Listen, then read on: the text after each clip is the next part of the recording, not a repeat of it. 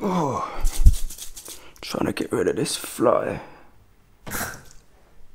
Yes people, what's good? Welcome back to my channel and welcome to today's video. Today I'm going to be giving you my top 20 tips and tricks with DJI Mini 2. If you like what you hear or see in this video, be sure to hit the red button below and subscribe. Let's do it.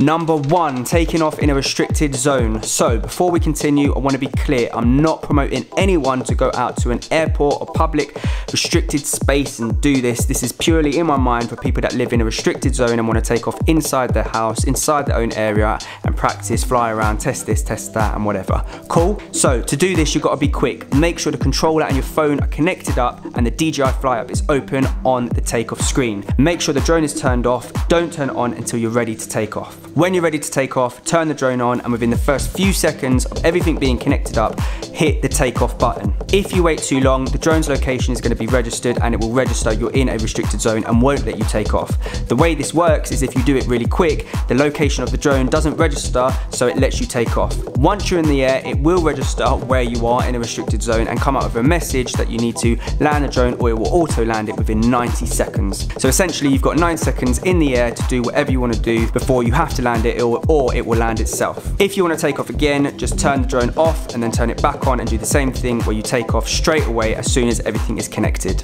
Number 2 is use other maps. Use the use other maps button in the Find My Drone section to get to your lost drone even easier. So let's say your drone is lost and you're a few streets away from it. If you click on the use other maps option in the Find My Drone section, it will give you turn-by-turn directions of how you can get to your drone rather than just a straight view of you trying to work out where it is. This just makes it a little bit more easier and accurate for you to get to your lost drone. In my case, I'm on an iPhone, so it opens up in Apple Maps and it gives me a left, right direction of how to get there. Number 3, view all your flight data information through the Flight Data Center through the DJI Fly app. Click on profile on the main screen and then you'll see your DJI user appear and then you've got hours, distance and flights. If you click on more, this is all of your flight data that you've done. Clicking on each one will bring up different information from that flight. So if we click on this one, you can see here, this is the flight information for this flight that I did. You can see all of the messages that came up on the screen, the warning messages that would have come up on the screen when I was flying. You can even see what mode you were, flying mode you were in, the battery information, the RC level, GPS signal at the time of flying and the height that you were at, the distance, and then next to the pause, go back or rewind button, you can see it says 1 times, clicking on it again 2 times, then 4 times, then 8 times. That's the speed in which you can view the whole flight in. On the right hand side, you've got 3 boxes. Clicking on the top one will bring up your sticks control menu. So this exactly shows you what you were doing with the sticks as you were flying, which is pretty cool. If you wanted to go back and view how you got a certain shot, you could just see what sticks you pressed and moved where it was when it was doing it. Number 4, if you change the yaw or pitch settings, make sure you reset the controller. So if you're mid-flight and you go into the advanced gimbal settings and you change, let's say, the pitch speed and you're in cine mode, on the controller you need to come out of cine mode, so go into normal and then back into cine mode for it to register the new numbers. If you don't, everything will still fly the same as it did before you changed it. So basically it just needs a little reset. So if you're in cine mode and you change the pitch speed, go into normal and then back into cine mode. If you're in normal and you change the pitch speed, go into cine mode and then back into normal. Number 5 is how to stop the annoying gimbal shake that happens when you're flying in cold weather. So you can see here, I was flying the drone on a snow day and you can see the gimbal shaking. This is because I took the drone straight from my warm car and put it in the air straight away, so the drone didn't have enough time to climatize, which is what initiates the shake. So the way to fix this is, instead of taking the drone from a warm area like your house or the car, if you leave it outside for 10-15 minutes and let it climatize to that temperature, when you go to fly it, you won't get as much shake. You will still get a little bit of shake sometimes, but it's nowhere near as much shake as if you just took it from a warm car straight into the cold air. It just needs 10 or 15 minutes to climatize and then you won't get that annoying shake the whole flight. Number 6 is how to view the exact location of your drone whilst it's in the air. Clicking on the map box in the bottom left corner will bring up the exact location of where you are and the drone is. So if you need to know where exactly it is because you can't see it for whatever reason, this is the best option for you to bring up to see the exact location. Number 7 is changing the FN button on the controller to recenter the gimbal so you can get a low or high shot really quickly and easily. To do that on the main screen, hit the 3 dots in the top right corner, go on control and then scroll down until you see button customization and make sure you've got either 1 or 2 on recenter gimbal. Then when you're on the main screen and you're in the air, pressing the FN button either once or twice based on what you've set will basically recenter the gimbal and bring it either up or down quickly so you don't have to use the wheel to do it yourself. Really handy when you're in the air and you're flying and you suddenly want to get a low shot, you just quickly press it and it can go down, or if you need the gimbal to go back up, you can press it once or twice based on how you set it and it will come back up. Number 8 is how to transfer files straight from the drone to your phone without having to connect your phone to the controller. To do this, hold down the LED button under the drone until you get this noise and the light goes flashing blue. Make sure you have the DJI Fly app open on your phone and the Wi-Fi and Bluetooth are turned on. You'll then get this box that pops up, DJI Mini 2, do you want to connect? Press connect and then join. Let the drone do its thing and connect to your phone. Once it's connected, you can then view album where all of your photos and videos will come up and then you're able to download them straight to your phone or upload them to social media or send them via WhatsApp or Messenger. You can also trim the videos as well before you download them by clicking on the actual video and then clicking on the scissors icon in the bottom right of the screen. You can then edit the video before you download it by adding music, trimming it, changing the speed, adding filters and text. Once you're done and you want to come out of quick transfer mode, hold down the LED button again and it will make that noise and then the blue will change to orange or red or whatever. Number 9 is using the power dock station as a power bank. So if you run out of battery on your phone or something else and you needed to plug a USB, you can make sure you have at least one fully charged battery inside the dock. You can then plug in a USB cable and then plug it into whatever device you need to charge up. Bearing in mind you're going to be using the charge from a battery, which means that if you were planning on using that battery in the drone to fly that day, you wouldn't be able to because you're using it on something else. So just planning on where you want to use it, but just knowing that you have the option to use this if you're out and about and you needed to charge something other than using the battery for the drone.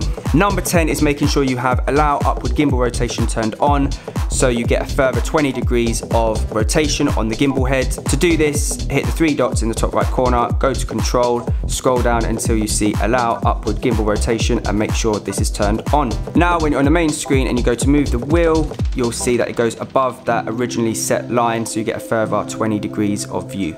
Number 11, how to update your home point if you move location. I've done it so many times where I've taken off from one point and then I've walked to another area and then I've pressed return home and it's flying where I was and I'm not now. So you need to update your return to home location if you move, because remember, you as the controller and you are the home point. So if you move, you need to update that through the app whilst you're in the air. To do that whilst you're in the air, click the 3 dots in the top right corner, go to safety and then scroll down to see update home point. Click on that and then it will update based on where you are and you'll be able to see it on the map. You can't do this obviously when you're not in the air, but when you are in the air, this is where you'll go and you'll be able to update it. So if you've moved with the controller and then you return the drone to home, it will return back to the new location of where you are. Number 12, making sure that you know you have the option to charge your phone via the controller whilst they're connected. To do this, hit the 3 dots in the top right corner, go to control, scroll down till you see remote controller and then phone charging, and then either turn it on or off.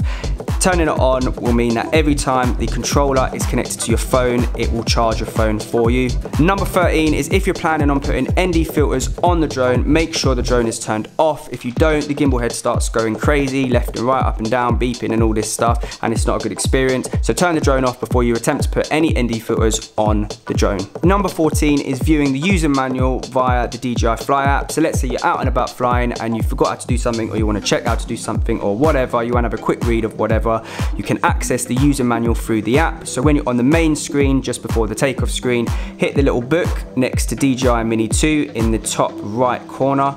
This will then take you to this screen, and you can see there at the right hand side of the screen you've got user manual. Clicking on that will bring up all the documents for you to be able to view whatever you want from the user manual. Number 15, if you want to keep your white balance on manual but you don't know what to set it at, click on white balance and then change it to auto. It will then change it based on where you are and what it thinks it should be, but make sure you come off of auto back onto manual so it doesn't keep changing through the flight. If you then move to a different location and you think the white balance should change, do the same thing by clicking on white balance, clicking on auto. It will then adjust based on where you are, and then make sure you turn auto off and go back to manual so it doesn't keep changing. Number 16 is using the function button and the wheel that you would usually use to rotate the gimbal head to zoom in and out. So to do this, you need to hold down the function button and then either move the wheel left or right, which will zoom in and out. This gives a bit of a smoother control than using the on-screen zoom. Number 17 is when changing the propellers, make sure you put the right ones on the right sides. So you can see out of the box you've got A's and B's, but also the top right and the bottom left propellers have little marks on them, whereas the top left and the bottom right don't have any marks on their propellers, so you can see straight away which ones go where. Looking at the diagram on the packet also helps as well,